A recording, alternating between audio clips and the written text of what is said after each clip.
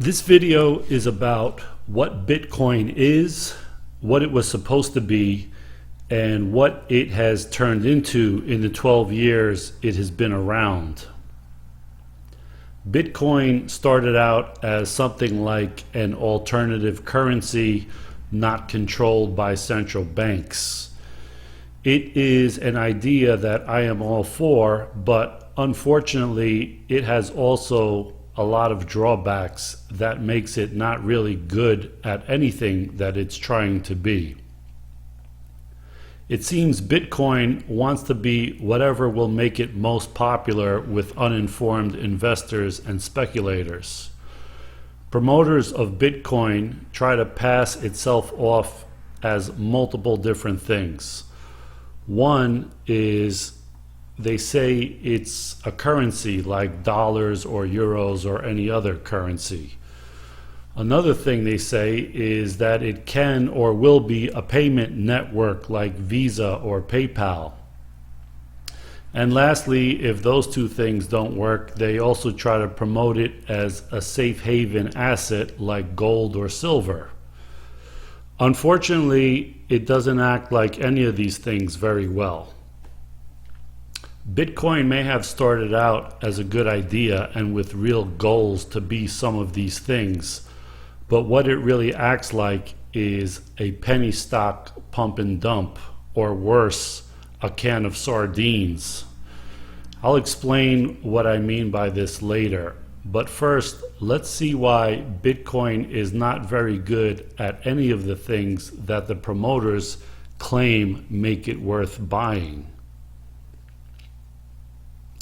Let's start with why it's not good as a currency.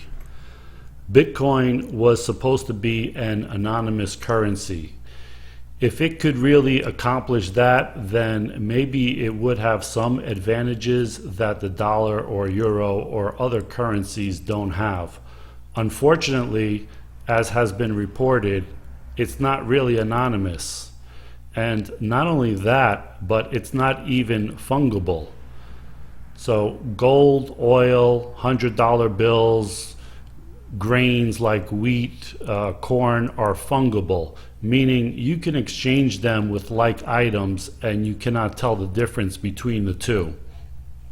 Now, some Bitcoins are actually blacklisted because of them being used for illegal activities or being recorded as being part of a stolen batch of Bitcoins from a Bitcoin exchange or something like that. And so someone can pay you with these so-called bad Bitcoins, which may cause the exchange you use to freeze your account or have the exchange notify the authorities of your account that you receive these blacklisted Bitcoins. More importantly, Bitcoin is not a good currency because it's not backed by anything, and it can be expanded infinitely if anyone decided to make 1 million more cryptocurrencies just like Bitcoin. And they can make billions of coins or trillions of coins or whatever they want to do. Now, I know that a lot of Bitcoin believers will argue that the US dollar is not backed by anything and can also be expanded infinitely. Well, yes and no. It's true the dollar is no longer backed by gold since 1971, but it is backed by the full faith of the US government, which basically means it's backed by the taxes collected from the US workforce, and it is enforced around the world by the US military. Yes, it can be expanded infinitely up to a point, but then it becomes worthless, just like has happened to every currency in existence. As for it being promoted as a competing payment network like Visa, well, Bitcoin hasn't even come close in its 12 years of existence. Visa can process 24,000 transactions per second. Bitcoin can currently process about 7 transactions per second, and it takes about 10 minutes to confirm a transaction. Another problem that makes it not popular with consumers or businesses is that the protocol is always changing, and there are forks into Bitcoin and Bitcoin Cash and Bitcoin SV and all these things that you have to keep track of. The average business owner or consumer doesn't want to spend their life keeping track of these changes and how it affects them using Bitcoin. They just want something to work easily. And while Visa fees are expensive and many businesses complain about them, Bitcoin fees are not really standard. In 2017, when the Bitcoin was going crazy, transaction fees hit around $50 per transaction. Now that's an extreme, and it's much lower now, and as of February 2020, it averages about 50 cents a transaction.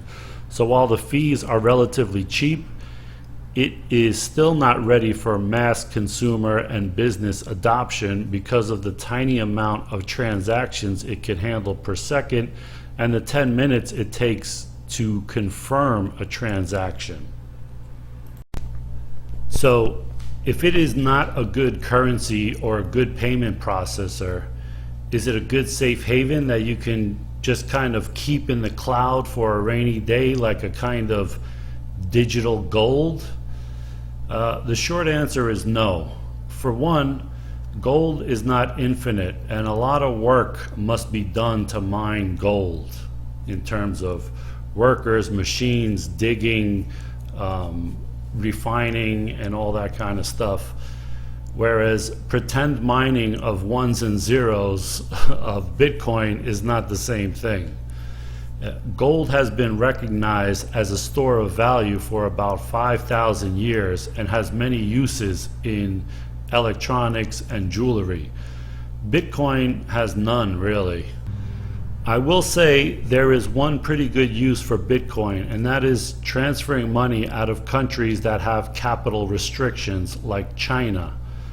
But because Bitcoin is so volatile, you can lose a good percentage of the money you are transferring from the time you turn your currency into Bitcoin, then transfer it, and then change it back into another currency in a different country. Also, many countries have outright banned Bitcoin. So while I admire what Bitcoin has tried to do, it has fallen short of its original goal, and now it's just like a can of sardines. Why do I keep saying that? Well, there's an old story about the market craze in sardine trading when the sardines disappeared from their traditional waters in Monterey, California in the 1950s. The commodity traders bid up the price of a can of sardines way above what sardines are typically worth. This is similar to the tulip craze in the Netherlands in the 1600s, where they bid up tulips to crazy levels. So one day, one of these speculators in cans of sardines decided to treat himself to one of these cans after he made some money trading sardines, and he actually opened it up to eat them. And once he started eating them, he immediately became sick and went back to the seller, the other trader that he bought them from, and told him, "Hey, these sardines are no good, give me my money back."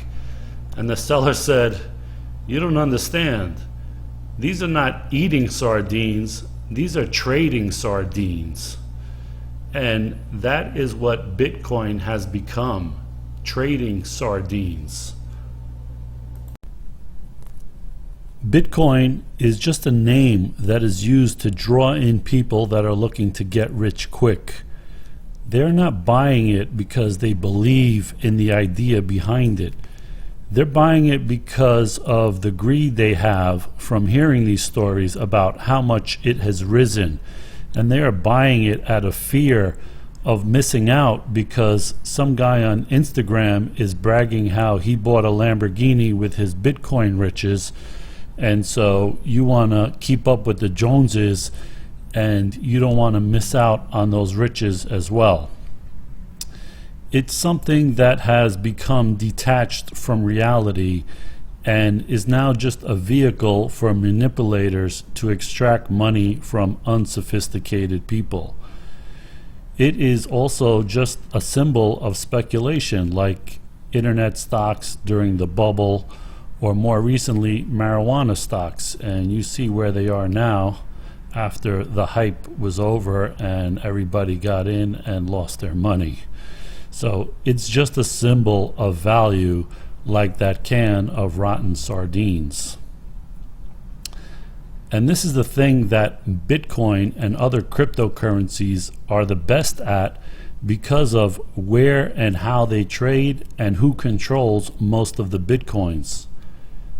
First of all, Bitcoin does not trade on an exchange like stocks on the NASDAQ or New York Stock Exchange.